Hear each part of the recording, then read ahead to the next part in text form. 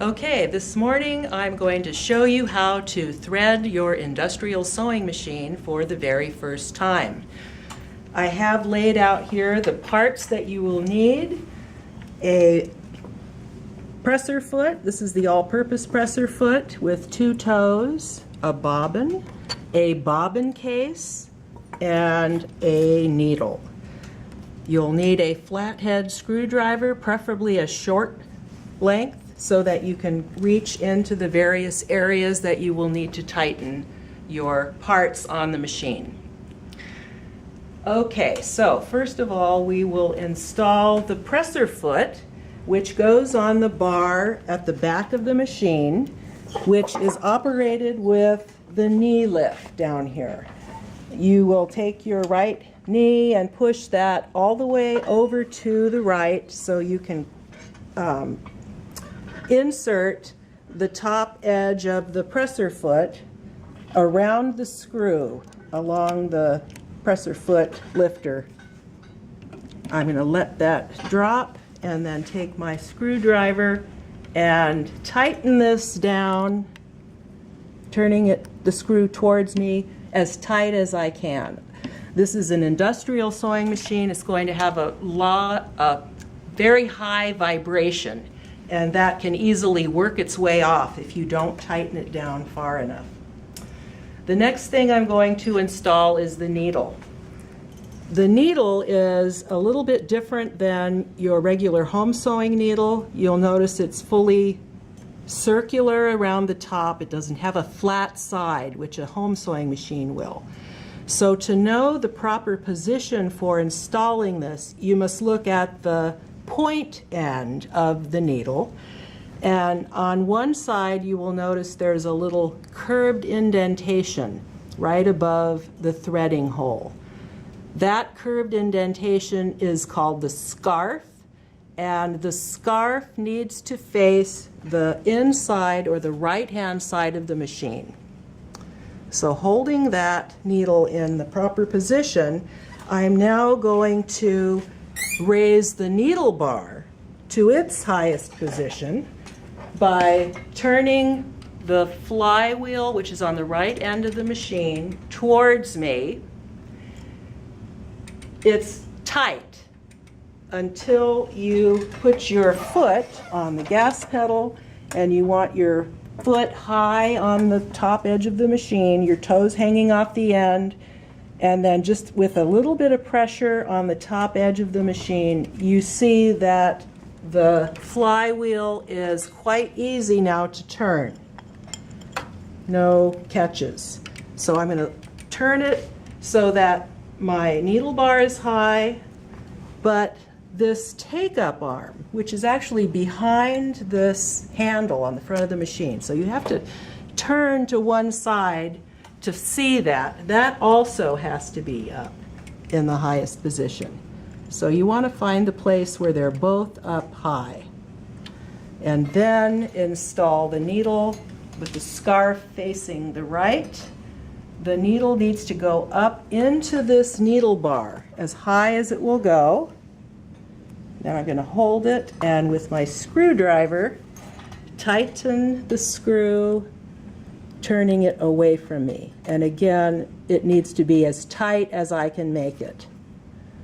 Then I'm just going to double check to make sure that my scarf is still on this side of my machine. Now I'm ready to thread the needle path.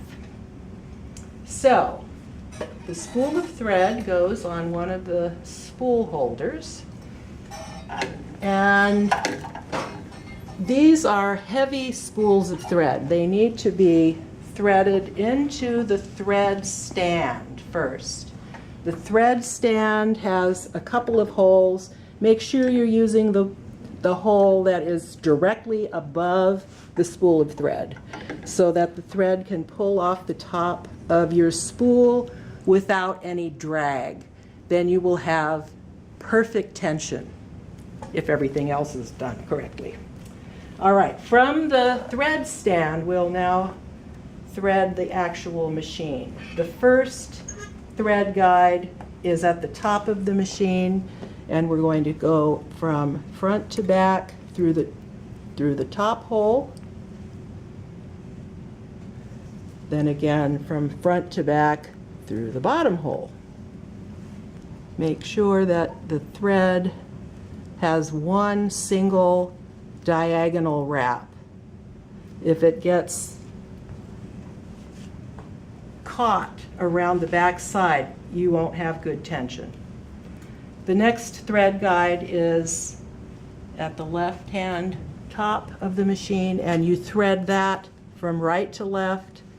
First the top, then the bottom, right to left both times. Again, you have that diagonal thread across the front. Next, we're going to go into the primary tension assembly. To make sure that the thread is fully controlled by the tension discs. These are the tension discs here. We're going to engage the knee lift, the same thing that we use to raise the presser foot bar, to release the tension on the tension discs. I'm going to hold my thread at the top and then slide the thread between the two tension discs in the back and pull it tight so that it's as far to the left as it will go, and then I'll release the knee lift. Now I have tension on my thread. Okay, from there I'm going to go up to 12 o'clock, get behind this little check spring here. Then I'm going to come down. Now I have the check spring engaged. So I'm coming back down to 6 o'clock, under the hook, and then slide it from right to left behind the eye here. Now I have my primary tension assembly strung up correctly. From here, I'm going to go back to the little hiding take-up arm. This is the gizmo that takes the thread either from the spool or from the needle, depending on where it's positioned. It's important that it be positioned at the top when you begin and when you're done with the seam. Okay, then we're going to slide the thread behind the second little C-clamp. Then it goes through this bottom eye here, and then through the needle hole bar. It's the last guide before we get to the needle.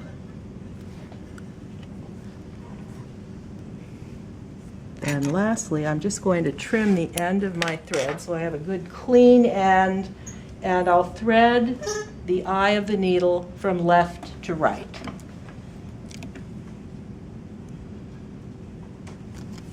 There we go. Make sure it doesn't get wrapped around the needle. And now there should be some tension on the thread. Unless you have your knee against the lifter, now the thread comes freely.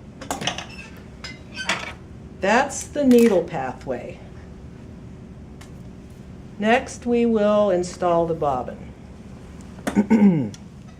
Okay, so the bobbin case has a handle on the front.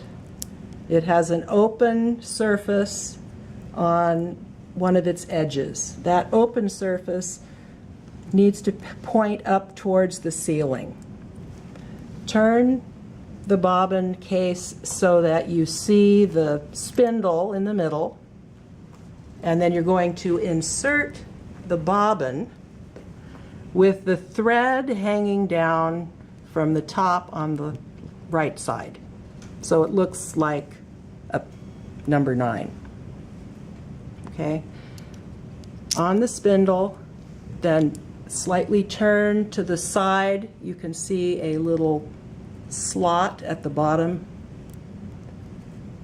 about a third of the way down, 2/3 of the way down. go into the slot, then bring this up behind that plate so the thread comes out of the hole.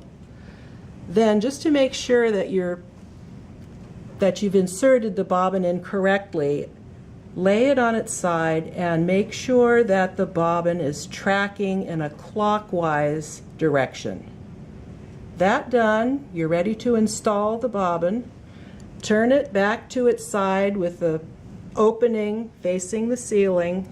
Open up the lever with your thumb. You're going to hold that open. With your index finger, I'm holding the bobbin in, and then the thread I have draped over my hand. This little throat plate opens up, and then again, make sure your take-up arm is at the highest position, because then the bobbin housing is in the correct position to accept the bobbin. We're going to find the spindle and push it on and press it to make sure it's in there. Close the gate, lift up the presser foot, and then with a pressure on the gas pedal, turn the wheel so the needle goes all the way down, and then on the way up, I'm pulling on this thread, the needle thread, and you can see the loop of the bobbin thread coming up. So I'm going to grab that with my scissors. Now I have 2 threads that will enable me to sew.